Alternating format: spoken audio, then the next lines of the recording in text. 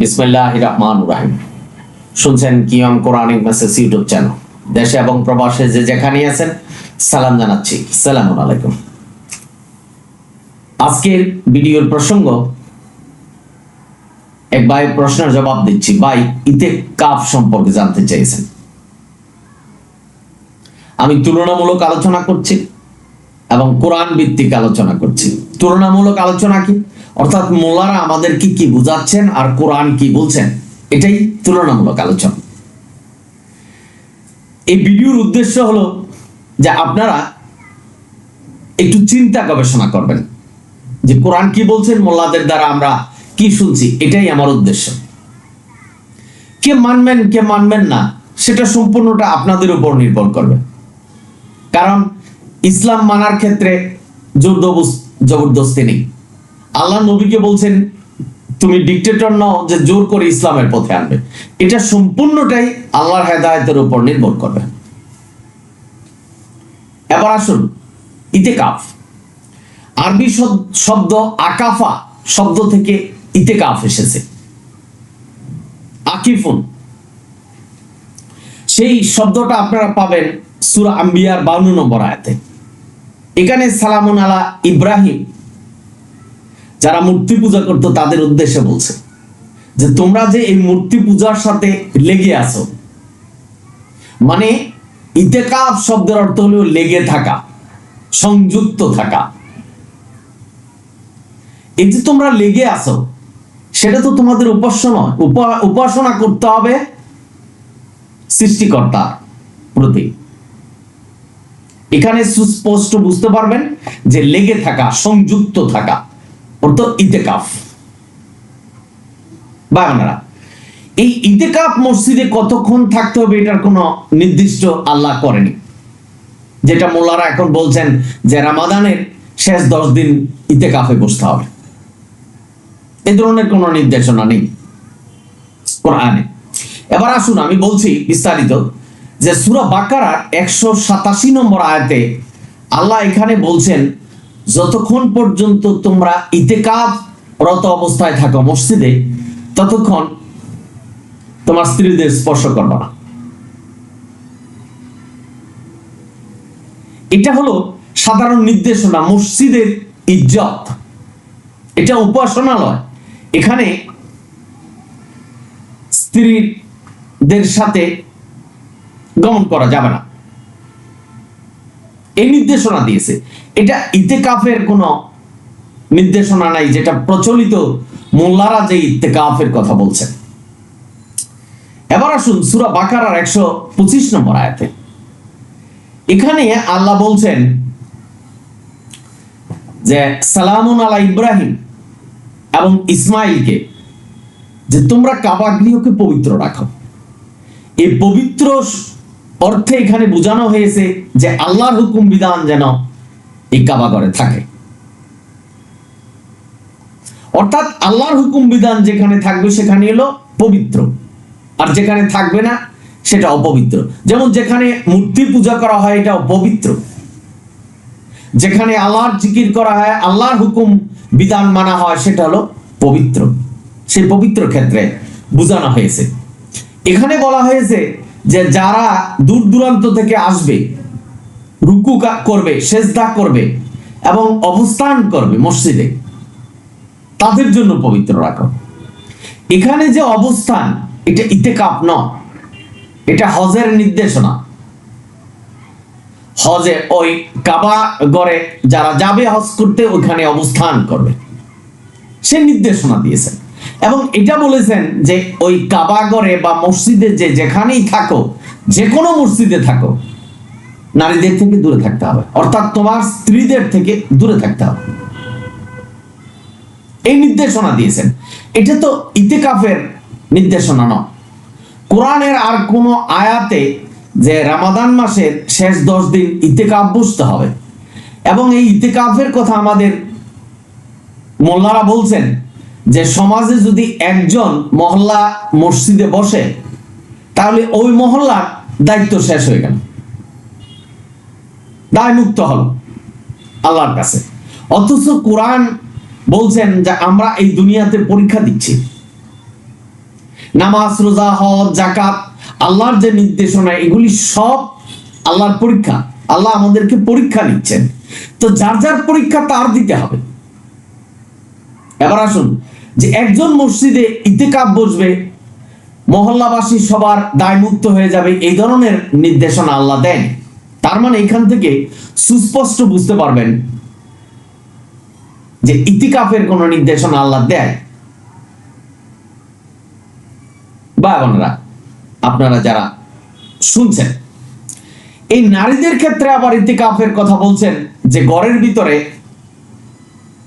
কাপড় চারিদিকে ঘিরে ওই ভিতরে বসে থাকতে হবে 7 দিন। যেখানে ঈদের নামাজের কোনো নির্দেশনা কোরআন দেয় নাই, সেখানে বলছেন ইতিকাফ শেষ হবে ঈদের জামাতের পরে। ভাই বোনেরা, আপনারা এই কোরআন থেকে জানেন যে ফরজ এবং সুন্নত দুটাই আল্লাহ। সুন্নতুল্লাহ, এটা আল্লাহ। ভাই বোনেরা, আপনারা যারা শুনছেন, সুতরাং যারা এই ফরজ আল্লাহ, সুন্নত নবীর এই পার্থক্য করছেন, তারা শিরক করছেন। আর শিরকরত অবস্থায় যদি মৃত্যু হয়, তাহলে কাফেরের মৃত্যু হবে, আর কাফের নিশ্চিত জাহান্নামে যাবে। যেখানে সূরা মায়দার 46 নম্বর আয়াতে আল্লাহ বলছেন, কোরআন থেকে যারা হুকুম বিধান দেয় না, যারা বিচার করে না, তারা নিশ্চিত কাফের। সেখানে কিন্তু আল্লাহ বলে নাই আপনি কোন ঘরে জন্ম হয়েছেন, মুসলিম ঘরে না কাফেরের ঘরে না কোথায়। যারাই কোরআনের হুকুম মানে না, তারা নিশ্চিত কাফের। তো এখানে আল্লাহ নির্দেশনা দিয়েছেন, সাধারণ নির্দেশনা, যে মসজিদে যারা অবস্থান করবেন, মসজিদে যে কোনো মানুষ যেতে পারে, যে কোনো কাজের জন্য যেতে পারে, অবস্থানের জন্য যেতে পারে। যেহেতু ইতিকাফের কোনো নির্দেশনা আল্লাহ দেয় নাই, তার মানে এটা কতক্ষণ পর্যন্ত ইতিকাফ চলবে এই নির্দেশনা কিন্তু আল্লাহ দেন। আল্লাহ যেখানে বলছেন যে আমি কোরআনে কোনো কিছুকে বাদ দেই, তার মানে ইতিকাফের কোনো আয়াত তো এখানে নেই। যে আয়াত দুটো আমি বললাম সূরা বাকারার 187 এবং 125, এটা হলো সাধারণ নির্দেশনা যে মসজিদে অবস্থান কালে স্ত্রীদের থেকে দূরে থাকতে হবে। তো এখানে রমাদানের শেষ 10 দিন ইতিকাফে বসতে হবে, এই নির্দেশনা কোথায়? আপনারা যদি কেউ পেয়ে থাকেন কোরআনে, আমাকে অবশ্যই জানাবেন। কারণ কোরআনের হুকুম বিধানই মানতে হবে, কোরআন থেকেই বিচার করতে হবে। যদি আমরা তা না করি, তাহলে তা আমরা নিশ্চিত কাফের হয়ে যাব। ভাই বোনেরা, এবার আসুন, এই ইতিকাফ এর মূল উদ্দেশ্য মোল্লারা বলছেন যে শবে কদর খোঁজা।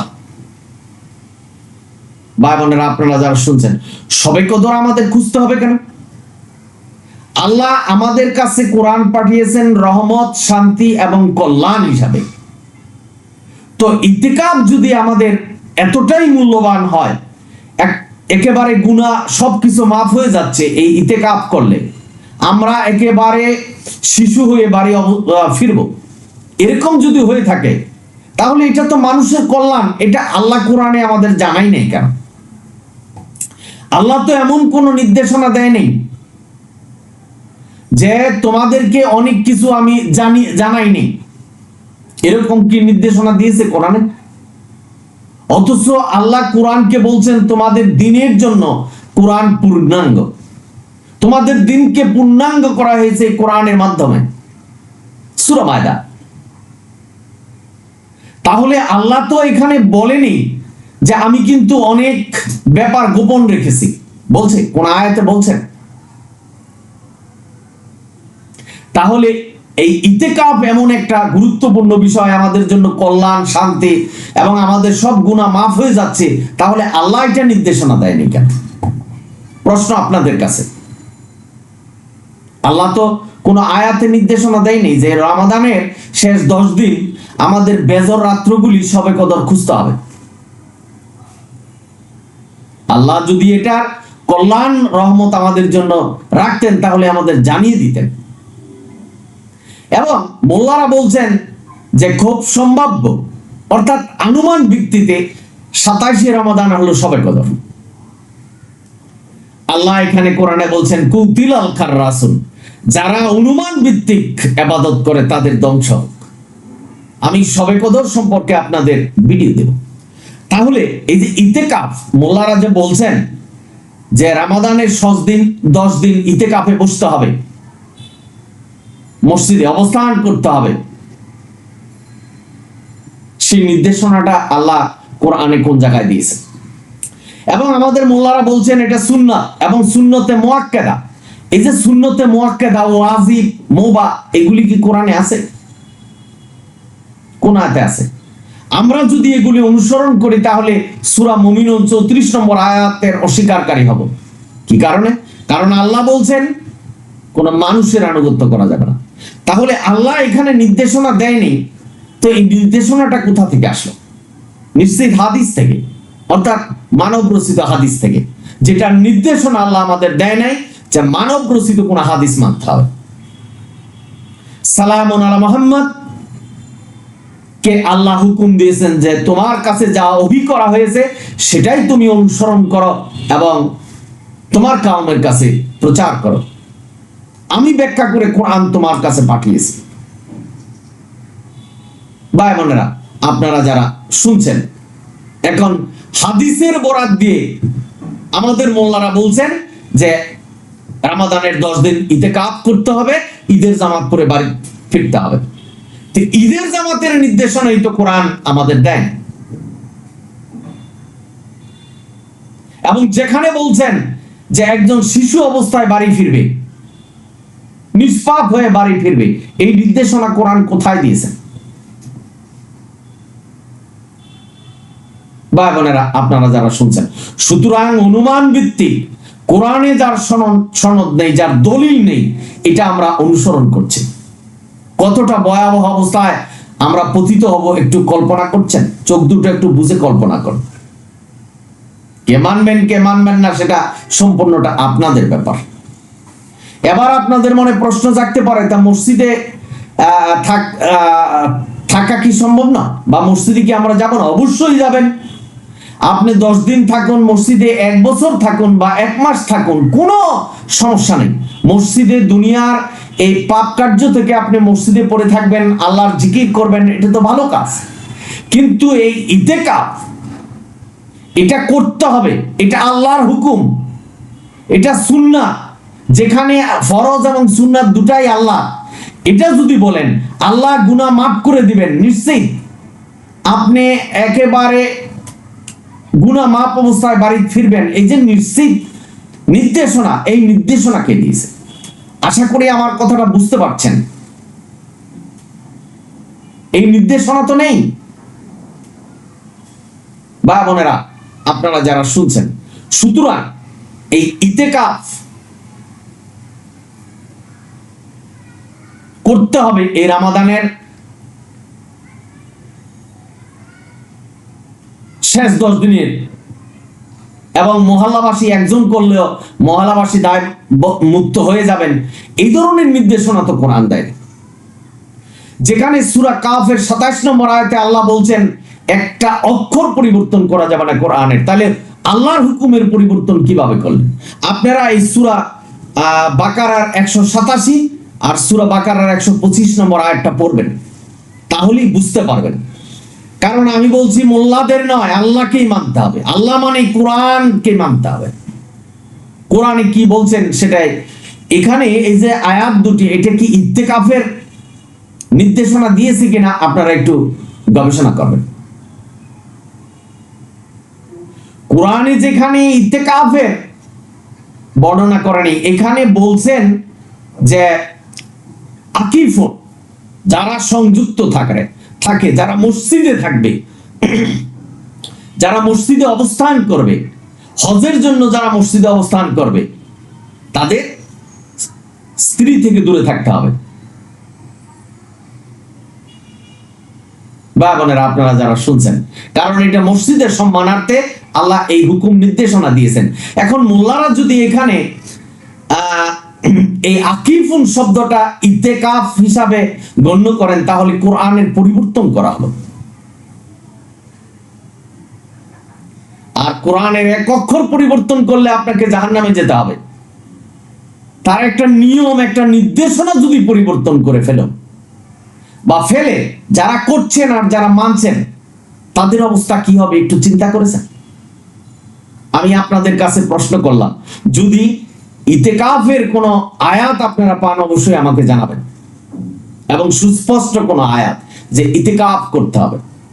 আমি কিন্তু কথাটা আবার বলছি, মসজিদে আপনি অবস্থান করুন, মসজিদের সাথে সংশ্লিষ্ট থাকুন, মসজিদের সাথে লেগে থাকুন, মসজিদে অবস্থান করুন, যে কদিন পারেন করুন, 2 ঘন্টা করুন, 2 বছর করুন, 2 মাস করুন, 2 দিন করুন, কোনো সমস্যা নেই। কিন্তু এটাকে আল্লাহর হুকুম, বাধ্যতামূলক, ফরজ এবং সুন্নত হিসাবে যদি পালন করেন তাহলে পথভ্রষ্ট হবেন। সেই কথাটাই আমি আজকে QM Quranic message YouTube channel থেকে মেসেজ দিচ্ছি। আল্লাহ এই ধরনের হুকুম দেয় নাই, যেটাই ফরজ সেটাই সুন্নত। সুতরাং এই যে সুন্নতে মুআক্কাদা এই ধরনের কোন নির্দেশনা কোরআন দেন। সুতরাং এই ইতিকাফ বাধ্যতামূলক নয়, আপনি ইচ্ছাকৃতভাবে মসজিদে থাকতে পারেন। আর শবে কদর খোঁজার কোনো প্রয়োজন নেই। যদি আল্লাহ এই শবে কদরের এত মর্যাদা রাখতেন তাহলে কোরআনে আমাদের জানিয়ে দিতেন, যেহেতু সূরা আনামের 38 নম্বর আয়াতে বলছেন কোরআনে কোনো কিছুকে বাদ দেয়নি। ভাই বিভ্রান্তিতে পড়বেন না। এই হাদিস মানতে মানতে মানতে মানতে মানতে এখন মিথ্যাটাকেই সত্য মনে হচ্ছে, খুব কঠিন মনে হবে। একটা হাত কেটে ফেলে দিলে যেরকম কষ্ট হবে, আপনাদের এই হাদিস ভিতরে এমন ভাবে সম্পৃক্ত হয়েছে, শয়তান এমন ভাবে ধরছে যে কোরআনের বাইরে যেসব হাদিস আছে, কোরআনের সাথে সাংঘর্ষিক যে হাদিস আছে, শয়তান এটাকে ভিতরে আটকে রেখেছেন। জাহান্নামে না পৌঁছিয়ে শয়তান আর যাচ্ছে না। কারণ হলো আউযুবিল্লাহি মিনাশ শাইতানির রাজিম পড়ছেন, রাব্বি আউযুবিকা মিন হামাযাতিশ শায়াতিন ওয়া আউযুবিকা রাব্বি আয়াদুরুন, এই দোয়া পড়ছেন না, যেটা আল্লাহ শিখাচ্ছেন যে এই দোয়া পড়ুন, শয়তান সরে যাবে। ভাই বোনেরা, আশা করি বুঝতে পেরেছেন। বিশেষ করে যিনি প্রশ্ন করেছেন, এই ইতিকাফ বাধ্যতামূলক কিছু নয়, বা এটা ফরজ নয়, এটা সুন্নত না। হাদিসের মাধ্যমে এটাকে সুন্নত করা হয়েছে। সুন্নত মানে আল্লাহ এই ধরনের নির্দেশনা কোরআনে দেয়। সালামুন আলা মুহাম্মদের আরো অনেক সুন্নত আছে। আজকের সমাজে মানুষ খেজুর খাওয়া সুন্নত, এইভাবে ঘুমানো সুন্নত, ডান দিকে কাত হয়ে ঘুমানো সুন্নত, মানে সুন্নতের সরাসরি মাটিতে বসে খাওয়া সুন্নত। অর্থাৎ নবী যা বলে নেই, মানুষ যা বলছেন, যা মনে আসছে সেটাই সুন্নত, যে যেভাবে পারছে এটাই সুন্নত। আর আমরা মেনে নিচ্ছি মোল্লাদের কথা, একবার চিন্তাও করে নেই। কোরআনের নাম যে ফুরকান, এই ফুরকান দিয়ে আমরা গবেষণাও করে নেই যে কোরআন এটা বলছে না বলেনি। আমি QM Quranic message YouTube channel থেকে আপনাদের মেসেজ দিচ্ছি, করুন। কোরআন হলো ফুরকান, এই ফুরকান দিয়ে যাচাই করুন, চিরুনি অভিযান চালান কোরআনে আল্লাহ এই হুকুম বিধান দিয়েছেন কিনা। যদি না দেয় পালন করতে পারবেন না, কারণ আল্লাহ জোরালো ভাবে বলছেন শুধু কোরআনই মানতে হবে। যদি আমরা কোরআন শুধু কোরআনই না মানি, কোরআনের পরিবর্তে হাদিসও মানি, দুটাই মানি, তাহলে সত্য মিথ্যা মিশ্রিত করা হলো। যেটা সূরা বাকারার 42 নম্বর আয়াতে বলছেন যেটা করা যাবে না, তার মানে আয়াতের অস্বীকারী হয়ে যাবেন। আপনারা সকলেই ভালো থাকুন, সুন্দর থাকুন, এবং আমি অনুরোধ করছি যদি ভিডিও ভালো লাগে সাবস্ক্রাইব এবং শেয়ার করবেন। আলহামদুলিল্লাহি রাব্বিল আলামিন। সালামুন আলাইকুম।